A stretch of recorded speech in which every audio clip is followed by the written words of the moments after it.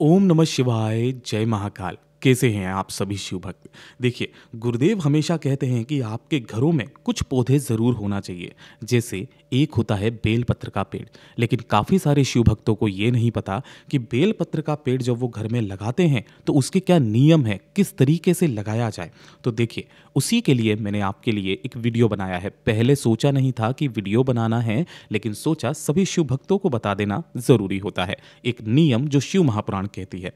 मैं यहाँ पर एक बेल पत्र का पेड़ लेकर के आया हूँ। छोटा सा पौधा है जो मुझे किसी नर्सरी से आराम से 10 या 15 रुपए में मिल जाएगा। अगर आप किसी प्राइवेट से लेकर के आते हो तो ज़्यादा से ज़्यादा 50 या 100 रुपए का आपको मिल जाएगा। आप यहाँ पर देख सकते हो बेलपत्र के पत्ते भी हैं और साथ ही साथ इसके अंदर छोटे छोटे से कांटे भी होते हैं जिनका आपको खास करके ख्याल रखना है। अब देखिए, जब भी आप बेलपत्र का पेड़ अपने घर में लेकर के आएंगे ना, तो उसी दिन उसके अंदर दूध, दही और जल का सींचन जरूर कर दीजिएगा। इससे पहले मेरे घर में इस तरीके से शमी का पौधा था जिसके नीचे ही मैं शिवलिंग को स्थापित करके या फिर पार्थिव शिवलिंग का निर्माण करके उनका पूजन किया करता था। और ये मेरे घर का शिवलिंग भी है जो आप इसमें देख सकते हैं। ऐसी जानकारियां आपको टाइम टू टाइम मैं देता रहूंगा, लेकिन नियम क्या कहता है? सबसे पहले जो भी बेलपत्र आप लेकर के आए हो उसे पौधे को शिवालय में ले जा करके शिव मंदिर में शिवलिंग के पास में जरूर लेकर के जाइएगा। अब देखिए, मैं इसे अंदर लेकर के जाता हूँ और अंदर ले जाने के बाद मैं आपको पूरी क्रियाविधि बताता हूँ कि इसे घर के गमले में किस तरीके से लगाना होता है। ये वो शिवलिंग है जहाँ पर मैं हमेशा पूजन करता हूँ। इसी के पास में हमने उस बेलपत्र के पौधे को रख लिया है। आप सामने देख सकते हो, मैं जब भी जल समर्पित करता हूँ तो अपने घर का जल समर्पित करता हूँ। सामने बोतल है, उसी में से आपको जल लेना है और शिवलिंग पर समर्पित करना है। इस तरीके से ले जाया कीजिए। साथ ही साथ लाल चंदन की एक छोटी सी लकड़ी आप देख सकते हो जिसके घिसने का भी पत्थर मैं हमेशा अपने साथ ही रखता हूँ और जब भी पूजन करता हूँ यही वाला लाल चंदन काम में लेता हूँ। इसी को मैं बार बार वीडियोज़ में आपको बताता भी रहता हूँ। हमेशा जब भी शिवलिंग पर आप जल समर्पित करें, अपने घर का ही जल समर्पित करें। चलिए, मैं यहाँ पर पूजन करके और जैसे ही ढोक देंगे इसे वापस लेकर के जाएंगे। जब भी आप यहाँ पर पूजन करें तो जो भी चंदन आप शिवलिंग पर लगा रहे हैं वही चंदन आपको इस बेलपत्र के पौधे के ऊपर भी लगाना है और महादेव से ये कामना करनी है कि महादेव, आज मैं ये वाला जो बेलपत्र का पौधा है अपने घर पर लगा रहा हूं, आपकी कृपा सदैव हमारे घर पर बनी रहे। कामना करके अपने साथ ही महादेव को भी साथ में लेने की कामना करके चौखट पर अपने दाहिने हाथ की 3 उंगलियों से इस तरीके से स्पर्श करा करके इस पौधे को लेकर के आपको अपने घर पर आ जाना है।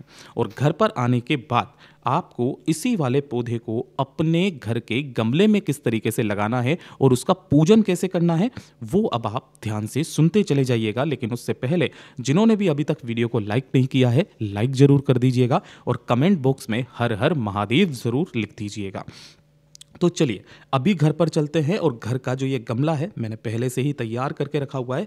बड़ा सारा गमला ले लिया है। साथ ही साथ हमने मिट्टी भी जो ली है वो काली मिट्टी है। बेसिकली इस वाली मिट्टी के अंदर ये उपजाऊ बहुत जल्दी होता है, जल्दी से ये ग्रो करता है। साथ ही साथ हमने थोड़ी सी खाद भी ली हुई है। अब यहाँ पर हम लोग क्या किया है कि इसी वाले पौधे को पहले हमने इसको लगा लिया है। लगा देने के पश्चात अब पूरी क्रियाविधि शुरू होती है जो कि आपको स्टेप बाय स्टेप देखनी है और उसी तरीके से करनी है। गुरुदेव कहते हैं कि जब भी आप यहाँ पर बेलपत्र का पेड़ लगाएं तो अपने मन में ओम नमः शिवाय या श्री शिवाय नमस्तुभ्यम मंत्र का स्मरण करते रहें। उसके बाद में जब आप इस पौधे को अपने घर पर लगा लेंगे, इसी तरीके से आपको एक पार्थिव शिवलिंग का निर्माण करना है। चाहें तो आप सिर्फ शिवलिंग की जो पिंडी होती है उसी को बना सकते हैं। यहाँ पर मैंने पूरी जलाधारी वगैरह बनाई है। साथ ही महादेव जी की 5 कन्याओं का नाग स्वरूप बनाया है, माता अशोक सुंदरी भी बनाई है और जलाधारी अगर बनाया है तो पूरा शिव का परिवार भी उसी जलाधारी पर विराजित रहता है। एक इंपॉर्टेंट बात आपको बताऊंगा कि यहाँ पर आपने देखा होगा शिवलिंग के नीचे हमने एक बेलपत्र रखा हुआ है।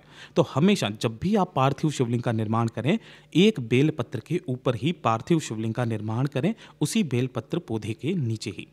इस तरीके से आपको अच्छे से बना देना है। अब बात आती है पूजन की। तो पूजन करने के लिए सबसे पहले आपको क्या करना है, जैसे ही आप पूजन करने के लिए बैठे, जलाधारी का मुख आपको उत्तर दिशा की तरफ में रखना है। उसके पीछे बैठकर सबसे पहले अपने घर के आटे का एक गोल बाती का दीपक घी का सम्मुख पर प्रज्वलित कर देना है। प्रज्वलित कर देने के पश्चात एक धूप बाती जो भी आपके पास में हो, पूजन सामग्री वगैरह जितनी भी चीज़ें आपने अभी तक ली है, उन सभी चीज़ों को इकट्ठा कर लें। और इकट्ठा करने के पश्चात वहाँ पर जब भी आप पूजन करेंगे ना, तो अपने साथ में ही आप रखिएगा। अब एक एक करके ध्यान से पूरी विधि देखते चले जाइएगा। जैसा मैंने आपको बताया, महादेव को धूप दीप बहुत ज़्यादा पसंद है। सबसे पहले धूप दीप दिखा करके उनका पूजन करना है। इसी तरीके से आपको धूप बत्ती भी दीपक के पास में ही जला करके रख देनी है। एक एक करके देखते चले जाइएगा और उसके पश्चात मैं आपको गाइड भी करता चला जाऊंगा। यहाँ पर मैंने धूप बत्ती को भी अच्छे से जला करके और इसे भी स्टैंड में लगा करके वहीं पर महादेव के सम्मुख में ही रख दिया है। इसके पश्चात अब आपको क्या करना है कि अलग साइड से ही, मैं पहले से आपको बता देता हूँ, पंचामृत, यानी कि वैसे तो आपको अलग अलग करना हो तो अलग अलग कर लीजिए। यहाँ पर मैंने एक स्टील के कलश में, तांबे के कलश में मत लीजिएगा, पंचामृत मैंने लिया है, जिसमें गाय का दूध, गाय का घी, शहद, गंगाजल और इसी के साथ में थोड़ी सी शक्कर, ये सारी चीज़ें मिला करके पंचामृत बना दिया है, और गाय का दूध का ही दही। पंचामृत से सबसे पहले आपको यहाँ पर स्नान करवाना है। स्नान करा देने के पश्चात जब भी आप यहाँ पर स्नान कराएंगे, ओम नमः शिवाय मंत्र में बोलते चले जाएंगे, महादेव से अपने घर में स्थापित होने की कामना करते चले जाएंगे। अच्छे से जैसे ही आपका पंचामृत का स्नान हो जाए, उसके पश्चात आपको 1 लोटा शुद्ध जल तांबे के कलश से, इस चीज़ का विशेष करके ध्यान दीजिएगा, यहाँ पर जो भी आप जल समर्पित करें तांबे के कलश से करें। हो सके तो इस तांबे के कलश में थोड़ा सा गंगा जल जरूर मिला लीजिएगा। धीरे धीरे करके शिवलिंग पर जितना भी शिव परिवार है, जो भी आपने यहाँ पर स्थापित किया है, उन सभी का वंदन करते हुए, ओम नमः शिवाय मंत्र का स्मरण करते हुए, एक धारी से धीरे धीरे करके सभी पर आपको जल समर्पित कर देना है। ठीक है, इस तरीके से जल समर्पित करते करते करते करते महादेव से ये कामना करनी है कि बाबा, आज मैंने आपको अपने घर में स्थापित किया है, मेरे घर में सदैव आपकी कृपा बनी रहे। इससे ज़्यादा आपके इस शिव भक्त को कुछ भी नहीं चाहिए। ठीक है, अब यहाँ पर हमें थोड़ा सा जो लाल चंदन और पीला चंदन होता है, उसी लाल चंदन और पीले चंदन से महादेव की शिवलिंग का अभिषेक करना है। सबसे पहले पंचामृत, फिर जल, और उसके पश्चात आपको जो लाल चंदन मैंने आपको बताया था, मंदिर के अंदर भी दिखाया था कि जो लाल चंदन की लकड़ी होती है ना, इसी तरीके से आप लकड़ी लिया कीजिए, उसे ही घिस करके आपका थोड़ा सा ही चंदन निकले, उसी वाले चंदन को आपको काम में लेना चाहिए। यहाँ पर मैं थोड़ा सा चंदन भूल गया था, फटाफट से ला करके और उसी चंदन को घिस करके यहाँ पर महादेव की शिवलिंग पर जो अपने दाहिने हाथ की 3 उंगलियां होती है, अभी आपको मैं चित्र के माध्यम से, वीडियो के माध्यम से बताऊंगा कि अपने दाहिने हाथ की 3 उंगलियों से ही आपको क्या करना है, महादेव की शिवलिंग पर लाल चंदन लगाना है। ध्यान से देखते चले जाइएगा, अभी इनका पूजन बाकी है। ओम नमः शिवाय, ओम नमः शिवाय, ओम नमः शिवाय, ओम नमः शिवाय, ओम नमः शिवाय, ओम नमः शिवाय, ओम नमः शिवाय, ओम नमः शिवाय, ओम नमः शिवाय, ओम नमः शिवाय, ओम नमः शिवाय। अब देखिए, यहाँ पर मैंने अपने ही पत्थर पर इस तरीके से तीनों उंगलियों पर लाल चंदन लगा करके शिवलिंग पर एक त्रिपुंड की आकृति बना दी है। इसको लगाने के पश्चात, अच्छा एक चीज़ और बताना चाहूँगा कि जिस घर में भी ये चंदन घिसने का पत्थर रखा हुआ रहता है ना, उस घर में महाराज कभी कर्ज नहीं बढ़ सकता। मेरे घर में शिव की हमेशा के लिए कृपा है, यही मैं बस महादेव से चाहता हूँ और कुछ नहीं। लाल चंदन सभी स्थानों पर लगा देने के पश्चात जलाधारी पर, माता अशोक सुंदरी के स्थान पर, उसके पश्चात पीले चंदन से भी आपको क्या कर देना है, उसी पार्थिव शिवलिंग का पूजन करना है। एक एक करके सभी स्थानों पर आपको इस तरीके से पीला चंदन भी लगा देना है। और जो भी उंगली आप काम में लेंगे, ध्यान रखना आपको ये जो छोटी उंगली के पास वाली उंगली है जिससे मैं आपको लगा रहा हूँ, इसी उंगली से आपको चंदन लगाना है। बाद में थोड़े से अक्षत अर्थात चावल के दानों से महादेव शिवलिंग को समर्पित करेंगे। उसके पश्चात आपके पास में जो भी है, जैसे कि काली मिर्च है, काली मिर्च आप समर्पित कर सकते हैं, लौंग समर्पित कर सकते हैं, आपके पास कुछ फूल हैं तो फूल भी आप समर्पित कर सकते हैं। यहाँ पर नाग कन्या जो थी वो थोड़ी सी गिर चुकी हैं, क्योंकि हमने पहले ही जल समर्पित कर दिया था तो वो अच्छे से हो नहीं पाया था। कोई दिक्कत नहीं है, अगर आपके साथ में भी ऐसा होता है तो आप वापस लगा सकते हैं, अर्थात यानी कि जब भी आप इसका विसर्जन करेंगे तो भी वो वापस से बाद में गिरेंगी ही गिरेंगी, कोई दिक्कत नहीं है। आप जैसे भी मन की भक्ति लेकर के महादेव की सेवा कीजिएगा। इतना करने के पश्चात फूल समर्पित करना। समर्पित कर देने के पश्चात अब आपके पास में कुछ एक ज़रूरी चीज़ें ज़रूर होना चाहिए। जैसे वो कौन कौन सी चीज़ें हैं वो चीज़ ध्यान दीजिएगा। फूलों को समर्पित करने के पश्चात अब आपको एक एक करके जो भी आपके पास में, अगर कमलगट्टा है तो कमलगट्टा आप समर्पित कर सकते हो। कम से कम एक कमलगट्टा, कोई ज़रूरी नहीं है 5, एक कमलगट्टा, एक बेलपत्र जिसके तीनों पत्तियों पर लाल चंदन लगा करके भोलेनाथ की शिवलिंग पर आपको समर्पित कर देना है।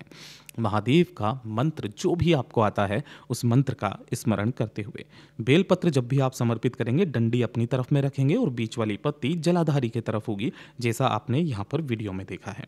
उसके पश्चात एक शमी पत्र, क्योंकि मेरे घर में पहले से ही है, आप पहले से ही रखे लीजिएगा। एक शमी का पत्ता भी महादेव की शिवलिंग पर आपको समर्पित करना है।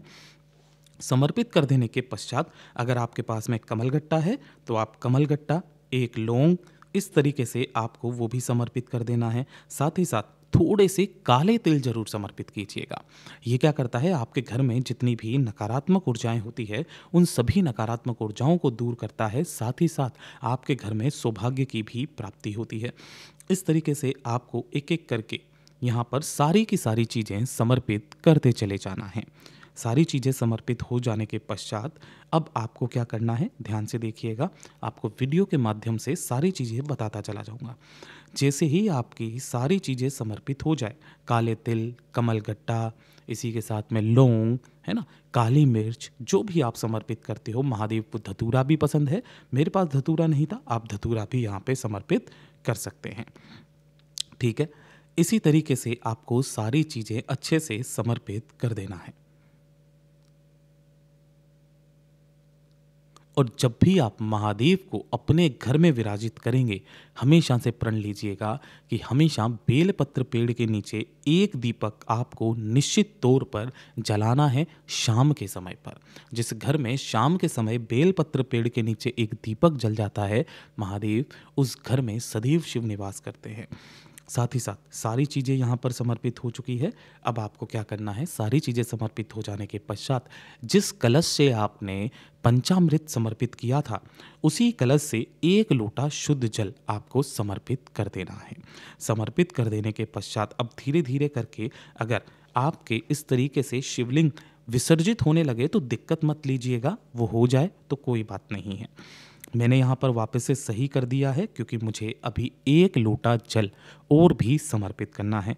तो मैं फिर से वापस जो नाग कन्या यहाँ पे महादेव जी की 5 पुत्रियाँ जया, विषहरा, श्यामली बारी, देवतली और देव यहाँ पर खंडित हो चुकी है, उन्हें मैं वापस से यहाँ पे जोड़ देता हूँ। आपको ज़रूरत नहीं है कि आपको जोड़नी पड़े, इस तरीके से आपको फिर से लगा देना है।